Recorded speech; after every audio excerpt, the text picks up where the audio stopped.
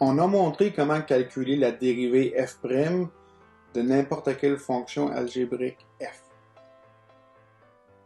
Il y a une question qui est associée à ça qui est d'intérêt. Est-ce qu'on peut trouver une fonction f majuscule dont f minuscule serait la dérivée? C'est l'opération inverse. Une primitive de f minuscule, c'est une fonction f majuscule qui a la propriété que la dérivée de f majuscule, c'est exactement f minuscule pour tous les points dans le domaine de la fonction. Par exemple, la fonction 3x carré plus x plus 7, c'est une primitive de 6x plus 1 parce que la dérivée de f majuscule, ça va donner exactement f minuscule. C'est pas difficile de montrer que c'est le cas. On sait comment calculer les dérivées d'une fonction. Si je vous donne un candidat pour la primitive, tout ce que vous avez besoin de faire, c'est de calculer sa dérivée. C'est quoi la dérivée de 3x carré plus x plus 7? C'est une somme de fonctions. Fait que la dérivée de la somme, ça va être la somme des dérivées. Puis chacun des termes qui est là, sont des polynômes. Fait qu'on sert la règle de dérivée des puissances. La dérivée de 3x au carré, ça va être 3 fois, on prend l'exposant 2, on l'abaisse, puis on soustrait 1 à l'exposant qui reste. Fait que 3 fois 2 fois x à la 2 moins 1. Puis la dérivée de x, ça va tout simplement être 1. La dérivée de 7, c'est 0. Effectivement, là, si on fait les manipulations, on se retrouve avec 6x plus 1, qui est exactement le candidat. Ou la dérivée du candidat, pardon. Fait on peut toujours vérifier si une fonction qu'on dit être la primitive d'une autre fonction est effectivement la primitive. Tout ce qu'il faut faire, c'est dériver le candidat puis voir si on obtient le f minuscule.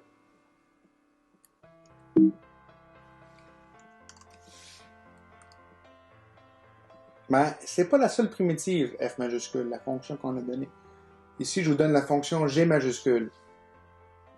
3x carré plus x moins 13. Puis je vous donne aussi la fonction h majuscule. 3x carré plus x plus 1 demi. Ce sont tous des fonctions différentes. Toutes ces fonctions-là sont différentes. F majuscule, G majuscule, H majuscule, ça ne donne pas les mêmes résultats, c'est pas la même règle. Mais ce sont toutes des primitives parce que si je dérive G majuscule, je vais avoir la dérivée de 3x carré 6x, la dérivée de x qui est 1, puis la dérivée de moins 13 qui est 0. Ici, je vais avoir la dérivée de 3x carré 6x, la dérivée de x 1, la dérivée d'une demi 0. Ça me donne encore une fois 6x plus 1. Vous allez comprendre qu'il y a un petit patron, un schéma qui se répète. Surtout lorsqu'on constate que la fonction k majuscule, qui est 3x carré plus 7, elle, ce n'est pas une primitive de f minuscule parce que la dérivée de k majuscule, c'est 6x.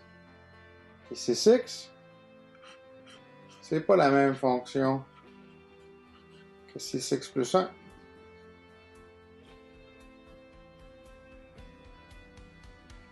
F majuscule, G majuscule, H majuscule, c'était toutes des primitives de f minuscule. K majuscule ne l'est pas. Qu'est-ce que f majuscule, G majuscule puis H majuscule ont en commun? La partie non constante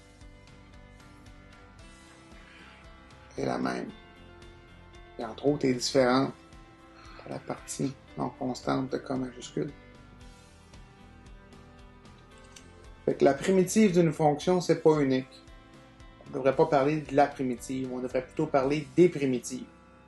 Fait que les primitives d'une fonction appartiennent toutes à une même famille de fonctions, c'est-à-dire que la partie non constante doit être la même.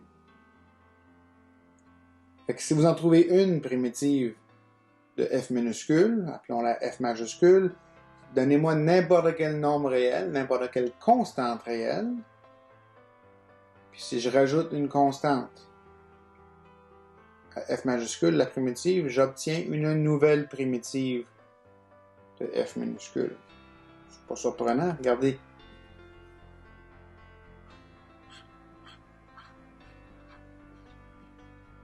La dérivée de f de x plus c, ça va être par la règle de dérivée des sommes f' de x plus c', c' c'est 0 parce que c c'est une constante, puis je me retrouve avec f' de x, qui est exactement f de x, parce que j'avais pris pour acquis au départ que f majuscule, c'était une primitive de f minuscule.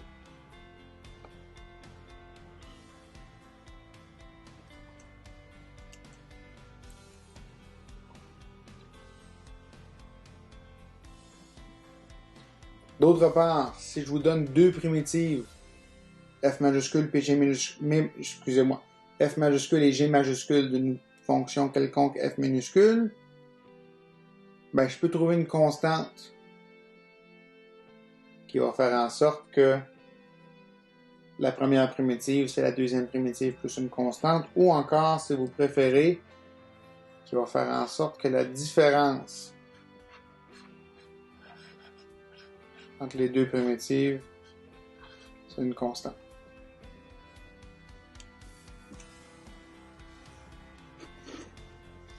Fait que ça, ce que ça nous démontre, sans contredit,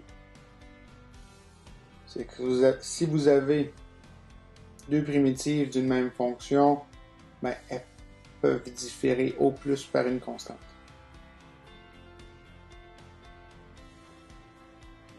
D'ores et déjà, vous savez reconnaître quand des fonctions peuvent être des primitives de la même fonction f minuscule. Ici, 3x carré plus x et 3x carré plus 1, ça ne peut pas être la primitive d'une même fonction parce que si je soustrais la seconde de la première ou vice-versa, je me retrouve avec 3x carré plus x, c'est la f. 3x carré plus 1, c'est g. Ben, je me retrouve avec x moins 1. Puis x moins 1, c'est pas une constante. Il n'y a aucun nombre réel qui va toujours être égal à x moins 1, parce que x moins 1, sa valeur change en fonction de x.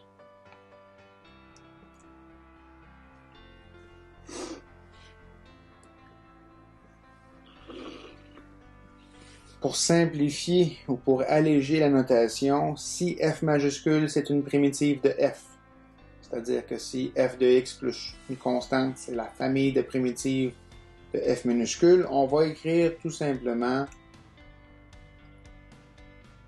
ceci.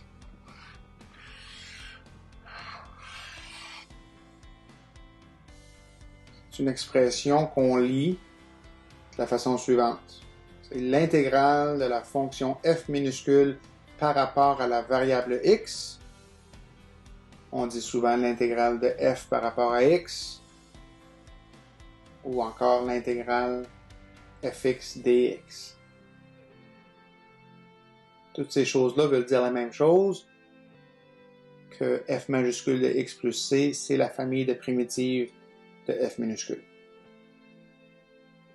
Pour ceux que ça intéresse, le symbole qui est ici, c'est un vieux S. À l'époque, on écrivait les S comme ça.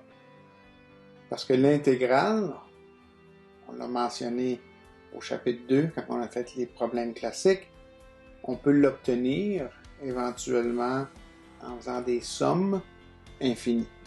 C'est une somme infinie, donc intégrale.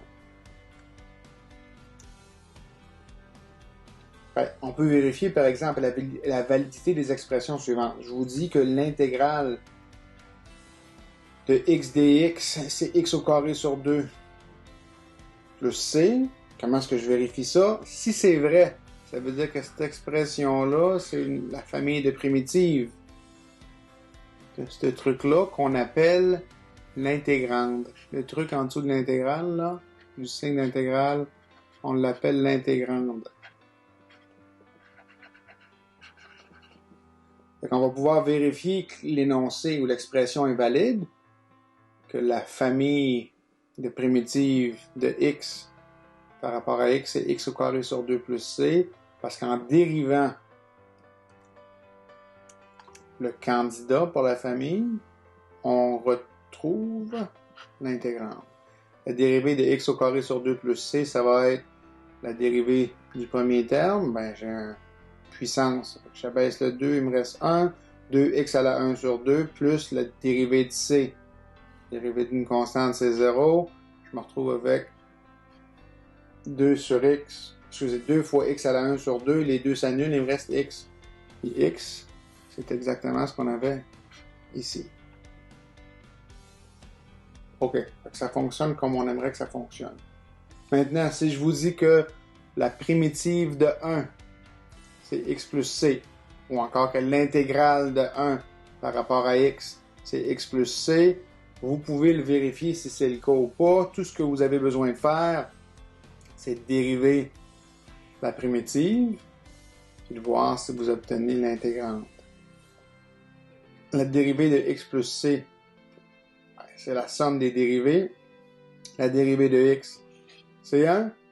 La dérivée de c, c'est 0. Je me retrouve avec 1. Puis 1, effectivement, c'est l'intégrante. Ici, là, quand j'écris 1 comme ça, je vous rappelle que ce que je sous-entends, c'est la fonction dont le graphique est le suivant.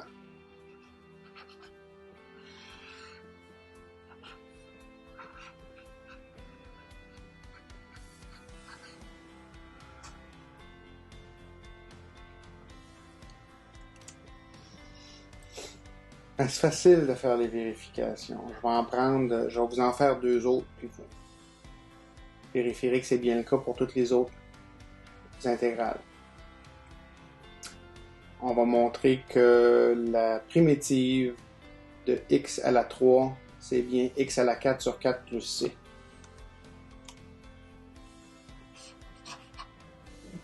Fait qu'on a un candidat. Tout ce qu'on a besoin de faire, c'est la dérivée.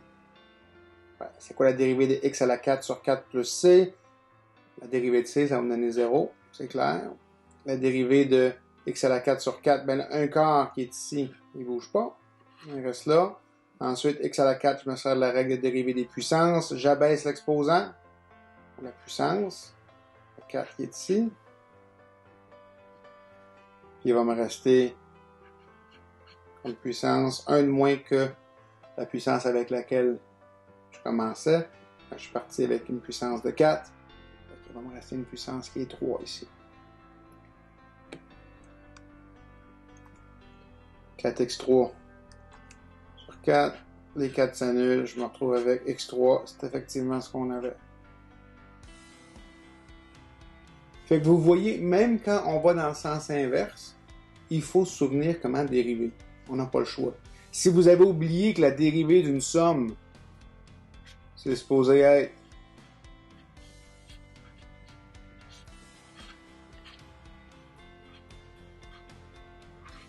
la somme des dérivées, vous ne serez pas capable de démontrer ou convaincre que l'expression qui est ici, c'est bien la famille de primitives de l'intégrand x3. Il faut savoir dériver. Puis on va en faire une autre. Supposons qu'on travaille avec, je ne sais pas, moi on va faire, mettons qu'on faisait la 7e. On vous dit que l'intégrale de la racine de x par rapport à x, c'est 2 tiers fois x à la 3 demi plus c. On vous demande de le vérifier. Fait que si ça, c'est effectivement une primitive, sa dérivée devrait me donner l'intégrante. Je dérive 2 tiers fois x à la 3 demi, je me sers de la règle des puissances. Fait que le 2 tiers, c'est une constante qui n'est pas affectée. Je prends la puissance qui est ici, je la baisse. Voici la puissance qui est là. Et là, je me retrouve avec, selon la règle des puissances, une nouvelle puissance qui est 1 de moins que la puissance originale. Là, je vais faire un petit peu de ménage sur mon diapo. Le 2 s'annule. Le 3 s'annule. Je me retrouve avec x à la 3 demi moins 1. 3 demi moins 1, c'est 3 demi moins 2 demi. Ça fait 1 demi. Fait que la dérivée du premier terme, c'est x à la 1 demi. La dérivée du deuxième terme, c'est 0. Puis ben, x à la 1 demi, c'est la même chose. La racine de x. Fait que la dérivée du candidat pour la primitive, c'est effectivement qu'on avait obtenu pour l'intégrante. OK. Vous les pratiquerez, vous ferez les autres. Il faut savoir comment passer en direction. Mais vous allez remarquer que je ne vous ai pas demandé de calculer la primitive. Je vous ai donné un candidat, puis je vous ai demandé de vérifier que c'était bien le bon candidat. Beaucoup plus facile de vérifier qu'un candidat d'une primitive que de trouver la primitive à partir de l'intégrante. Petit f, f minuscule. Mais on a quand même quelques règles qu'on peut utiliser pour nous aider à faire le calcul des primitives, pas seulement la vérification. Comme c'était le cas pour les dérivées, il est facile d'intégrer une fonction qui est une puissance. Fait que vous allez prendre une puissance x à la n, quelconque, presque quelconque. Il y a une exception. Vous ne pouvez pas prendre n est égal à moins 1. Fait que je prends n'importe quel n sauf moins 1, puis je considère l'intégrante x à la n. Ben, sa primitive, ça va être x à la n plus 1 sur n plus 1 plus une constante. Ça, c'est une règle qu'il faut connaître. C'est très facile de démontrer que ce truc-là, c'est bien un f majuscule. Si ça, c'est un f minuscule, tout ce qu'on a besoin de faire, comme on a fait depuis le début, c'est de dériver f majuscule. Regardez. F majuscule, c'est la dérivée du candidat. Là, je vous ai quand même donné un candidat. Il faut juste vérifier que c'est le bon candidat. La dérivée de C, comme tout le temps, c'est 0. Pas de problème. Maintenant, la dérivée de la puissance. Là, 1 sur n plus 1 qui est ici, lui, il n'est pas affecté. Puis ensuite, ben, j'ai la dérivée de la puissance x à la n plus 1. Fait que j'abaisse la puissance n plus 1. Et je me retrouve avec une puissance ici qui va être n plus 1, la puissance originale, moins 1. Ça, c'est n.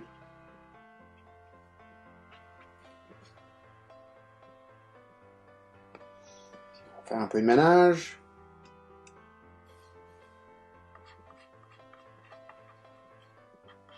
La dérivée de x, c'est effectivement l'intégrante x à la n. Fait qu'on a notre première règle qui nous permet de calculer ou de trouver les primitives d'une fonction.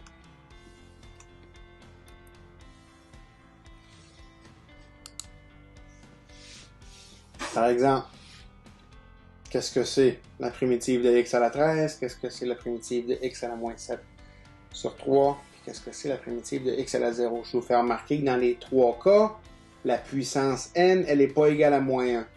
Fait qu'on peut se servir de la règle. Prenez une petite pause sur la vidéo, essayez de le faire par vous-même. Puis quand vous serez prêt, on recommencera. Selon la règle, j'ai une puissance qui est ici, je lui rajoute 1. Je divise par le nouvel exposant, qui était l'ancienne puissance plus 1. Ça me fait tout simplement x à la 14. C'est une constante. Et là, encore une fois, supposons que vous n'êtes pas certain si vous avez appliqué la règle comme il faut. C'est pas compliqué de vérifier si c'est la bonne réponse. Si ça, vous dites que c'est f majuscule, on va calculer la dérivée de ça. On a 1 à la 14 qui n'est pas affecté. Là, j'ai la dérivée de x à la 14. La dérivée plus la dérivée de c.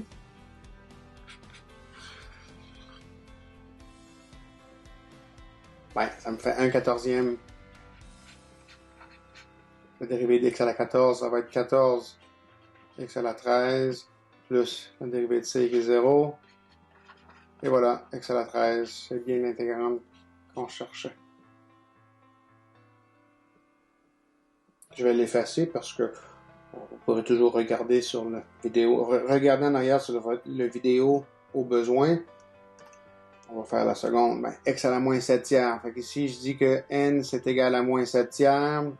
Fait que selon la règle d'intégration des puissances, ça va me faire moins 7 tiers plus 1 sur moins 7 tiers plus 1 plus une constante c. Ici, il faut faire attention.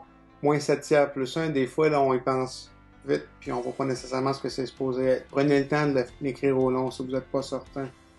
Moins 7 tiers plus 1, c'est égal à moins 7 tiers plus 3 tiers. Et je mets ça sur un dénominateur commun de 3. Ça me fait moins 7 plus 3. Mais écoutez, moins 7 plus 3, c'est moins 4 tiers. Fait que ce truc-là, ça devient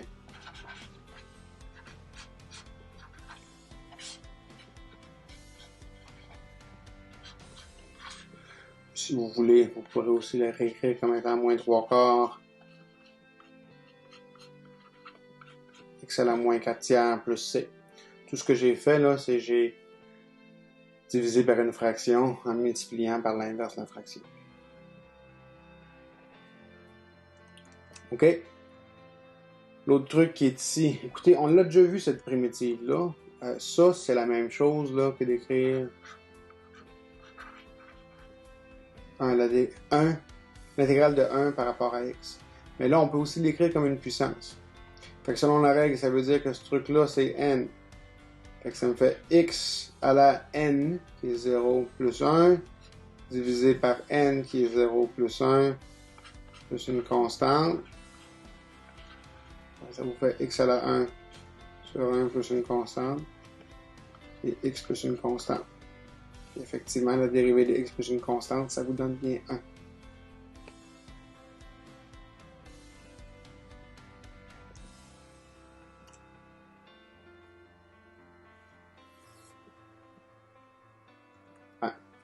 Voici les résultats. C'est écrit un petit peu plus propre. Je vous ai dit que la règle des puissances, elle fonctionnait pour toutes les puissances, sauf la puissance n égale à 1. Moins 1, pardon. Qu'est-ce qui se passe quand n est égal à moins 1? Si n est égal à moins 1, pour trouver l'intégrande 1 sur x. Ben, si vous essayez d'utiliser la formule avec n égale à moins 1, ça va vous donner x à la n plus 1, alors moins 1 plus 1, qui est 0, divisé par moins 1 plus 1, ah, ça c'est 0. Puis là, on a un problème, on est en train de diviser par 0. Quand on travaille avec des graphiques, puis qu'on divise par 0 quelque chose qui n'était pas 0 en partant, c'est une indication qu'il y a peut-être une asymptote verticale. Il faut garder ça en tête plus tard. Mais ce qu'on a, c'est que la formule ne s'applique pas. Ça ne dit pas que 1 sur x n'a pas de primitive. Ça ne dit pas qu'on ne peut pas intégrer 1 sur x. Tout ce que ça dit, c'est que la règle qui est ici, la règle dont on sert pour toutes les autres puissances, elle ne fonctionne pas. Pour le cas spécifique, n est égal à moins 1, parce qu'on finirait par diviser par 0, puis ça, ben, c'est pas quelque chose qu'on peut faire. Au chapitre 9, on va vous montrer comment calculer la primitive de 1 sur x. Et on est chanceux parce que, comme c'était le cas pour les dérivés, les intégrales se comportent bien par rapport aux sommes de fonctions, puis par rapport aux multiplications par des constantes. Hein, vous vous rappelez, on avait une règle qui disait que si vous faites la dérivée d'une somme, c'est la somme des dérivées, et que la dérivée d'une fonction multipliée par un scalaire, une constante, c'est la constante fois la dérivée de la fonction. ben, ces règles-là, elles sont aisément inversibles pour trouver les règles de primitives qui correspondent.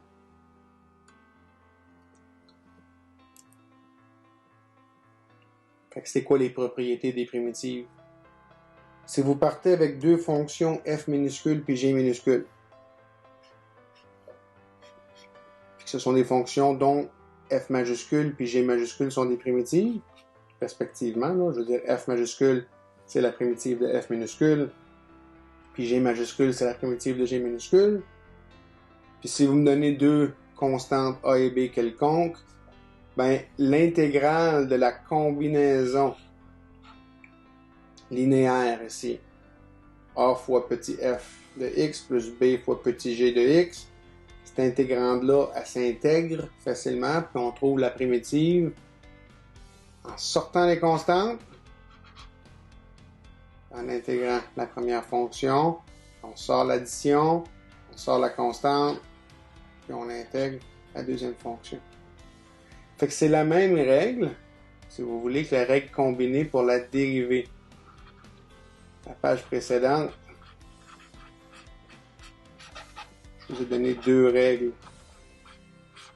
Propriété des dérivées, ben vous pourriez l'écrire comme si c'était seulement une règle.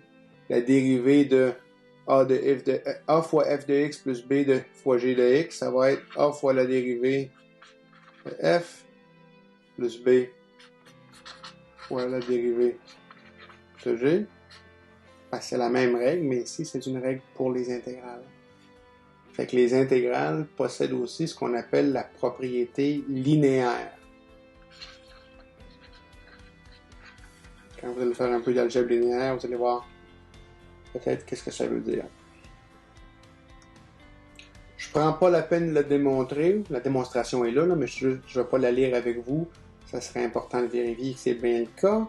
Comment est-ce qu'on fait pour vérifier que c'est bien le cas? Ben, tout ce qu'on a vraiment besoin de faire, c'est de montrer que ce truc-là, cette expression-là, ça vous donne une fonction que je vais appeler, mettons, h de x, là, que ça, c'est une primitive de l'intégrante. H' de x va me donner l'expression qui se retrouve sous le signe de l'intégrale ici. Vous le vérifierez par vous-même.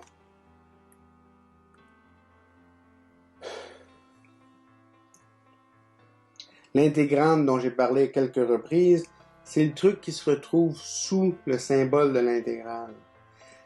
Un truc important dans ce cours-ci, le symbole de l'intégrale, c'est comme la parenthèse de gauche, et le symbole dx, si la variable c'est x, c'est comme la parenthèse de droite.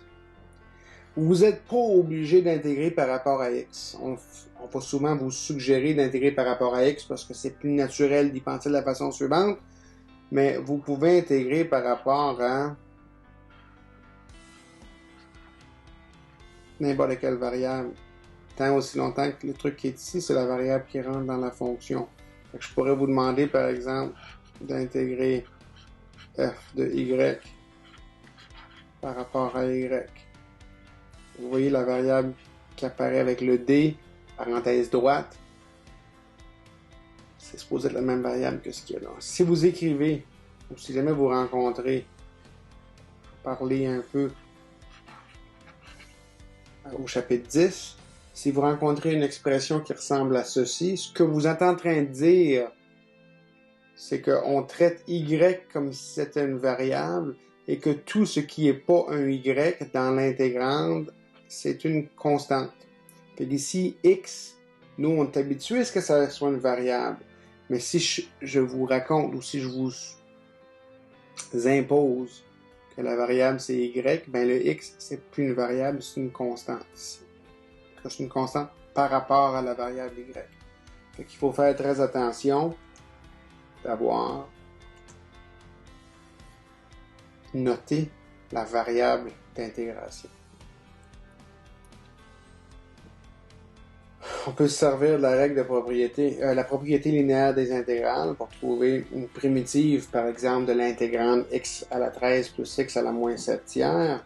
Selon notre propriété, ça serait directement la même chose que l'intégrale de x à la 13. N'oubliez pas terme-là, ça ferme la parenthèse. Si vous n'écrivez pas le dx, vous n'avez pas fermé votre parenthèse.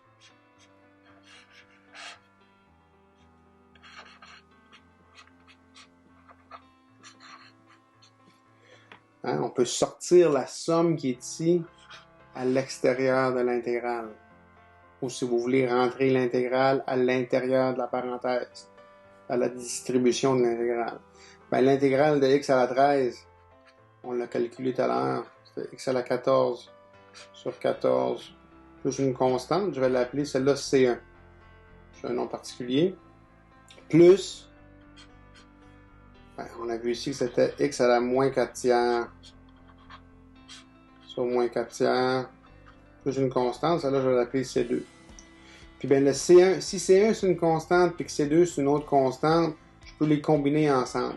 Je ne suis pas obligé de les laisser séparer. Je me retrouve avec la partie non constante de la primitive.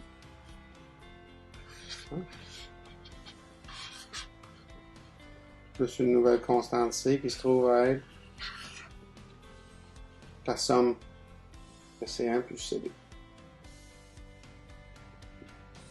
Je ne suis pas certain. Je peux toujours vérifier si la réponse que j'ai, c'est la bonne réponse.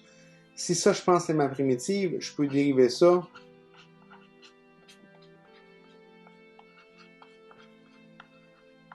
Pour voir si c'est effectivement le cas.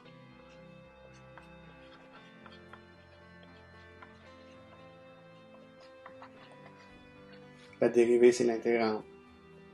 Vérifiez-le si vous n'êtes pas certain. Éventuellement, on commence à se faire confiance. On n'a pas besoin de répéter tous les trucs. Ici, je peux réécrire ça comme étant 4 fois l'intégrale de x à la 1/2 dx, moins 1/7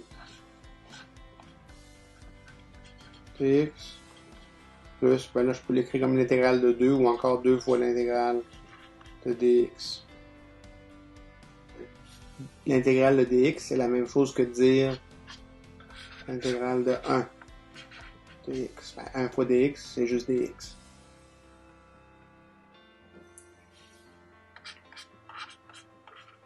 Selon la règle, l'intégrale des puissances, l'intégrale de x à la 1/2, ça va être x à la 1/2 plus 1 sur 1/2 plus 1, moins 1/7 fois x, ben, c'est 3 plus 1, sur 3 plus 1, plus 2 fois l'intégrale de 1. L'intégrale de 1, on sait c'est l'intégrale de dx, c'est x. Là, l'intégrale de x à la 1/2, c'est vraiment 4 fois x à la... 4 fois l'intégrale de x à la 1/2, c'est 4 fois x à la 1/2 plus 1 sur 1/2 plus 1, plus une constante. Si on a aussi une constante, puis si on a une constante, puis on les rajoute tous ensemble pour avoir, par exemple, juste une constante.